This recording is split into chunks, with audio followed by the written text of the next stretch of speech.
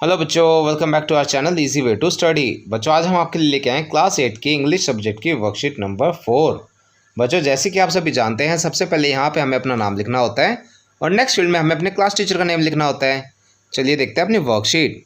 उससे पहले बच्चों, अगर आप हमारे चैनल पर नए हैं और अभी तक हमारे चैनल को सब्सक्राइब नहीं किया है तो हमारे चैनल को सब्सक्राइब करना ना भूलें। साथ ही बेल आइकन बटन ज़रूर दबाएँ, जिससे हमारी कोई भी नई वीडियो आती है आपको तुरंत नोटिफिकेशन मिल जाए।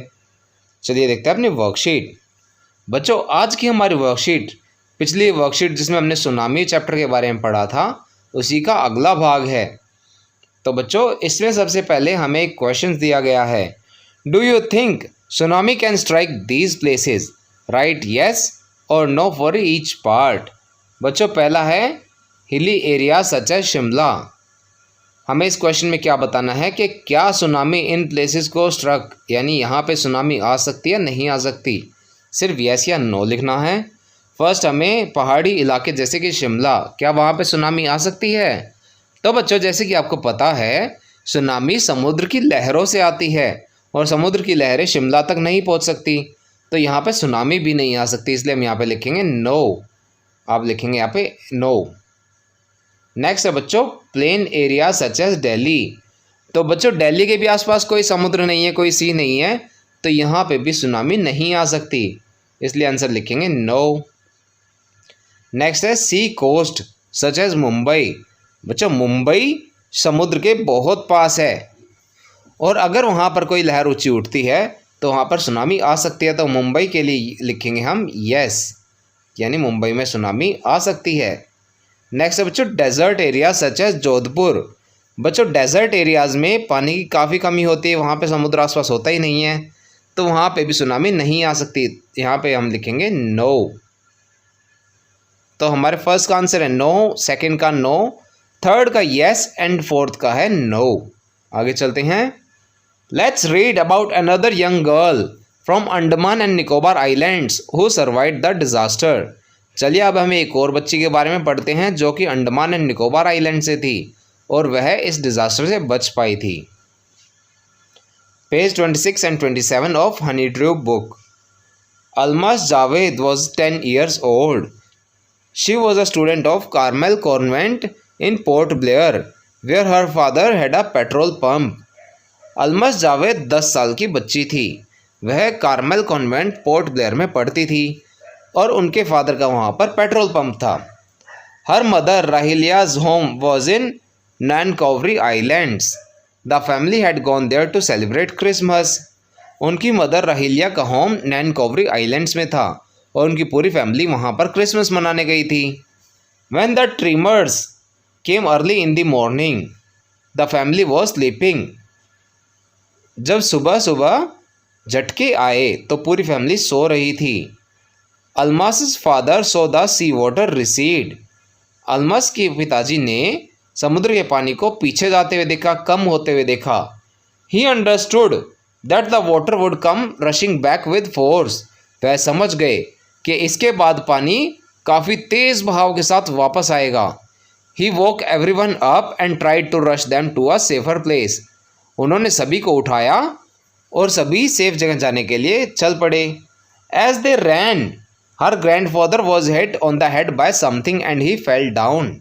जब वह भाग रहे थे तो उसके दादाजी के सिर पर कुछ चीज़ आकर लगी और वह गिर गए। Her father rush to help him. उसके पिताजी उसके दादा को बचाने के लिए भागे। Then came the first giant wave that swept them both away.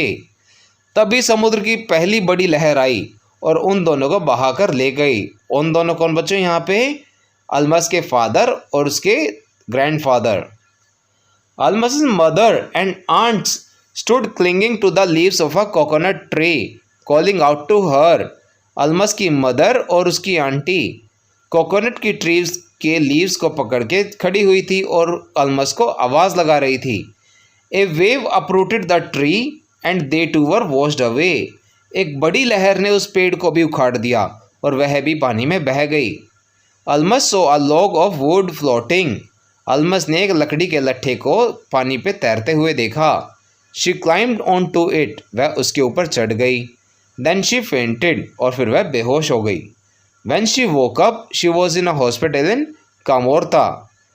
जब उसकी आंखें खुली तो वह कामोर्ता के एक हॉस्पिटल में थी। From there she was brought to Port Blair. वहाँ से उसे पोर्ट ब्लेयर लाया गया। The little girl does not want to talk about the incident with anyone. She is still traumatised. वह छोटी बच्ची अभी भी उस इंसिडेंट के बारे में किससे बात नहीं करना चाहती। वह अभी भी ट्रामेटाइज्ड है। ट्रामेटाइज्ड का मतलब होता है बच्चों सदमे में। चलिए आगे चलते हैं। Now sequence the events pictures as they occur in the passage above. Write correct serial number in the boxes. यहाँ हमें क्या करना है बच्चों, हमने जैसे स्टोरी पैसेज में पढ़ी है उसी के अकॉर्डिंग हमें इन पिक्चर्स को नंबर देना है कि सबसे पहले कौन सी हुई थी, सेकंड नंबर पे क्या चीज़ हुई थी और थर्ड नंबर पे क्या चीज़ हुई थी। उसके अकॉर्डिंग हमें इन्हें सीरियल वाइज अरेंज करना है। तो बच्चों जैसे कि आपको पता है सबसे पहले एक बड़ी लहर आई थी, उससे पहले सूखा हुआ था। तो आप देखेंगे जो थर्ड इमेज है वह हमारी इस इवेंट को जस्टिफाई करती है, तो हम थर्ड इमेज डाल देंगे 1।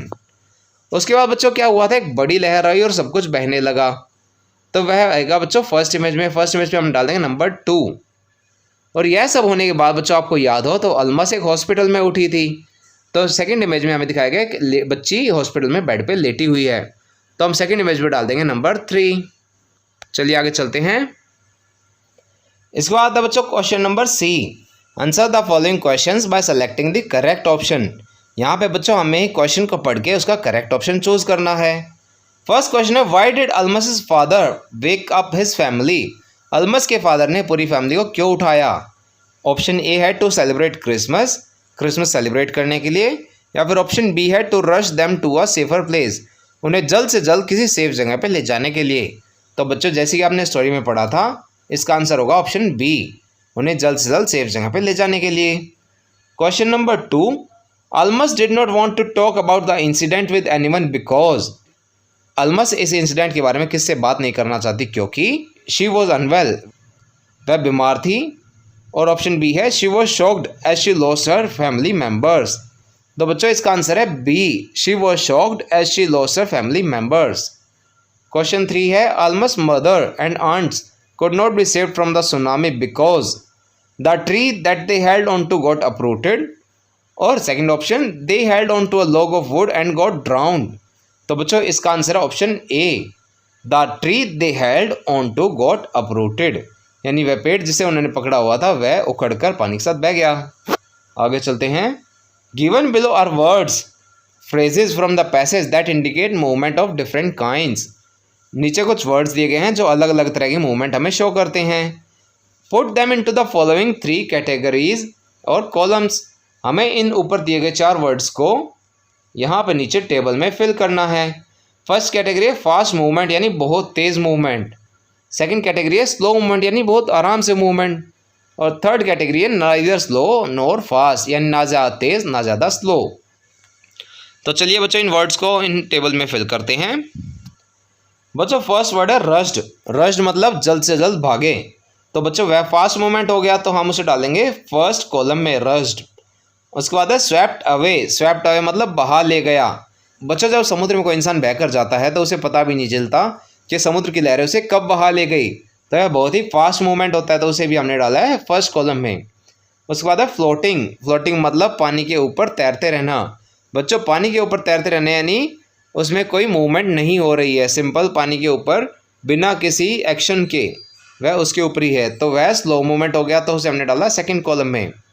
एंड थर्ड कॉलम है रिसीड। रिसीड मतलब समुद्र का पानी वापस जा रहा है। बच्चों वह ना तो बिल्कुल स्लो है ना बहुत ही फास्ट है, तो उसे हमने डाला थर्ड कॉलम में। बच्चों ये हमारी वर्कशीट का लास्ट क्वेश्चन था।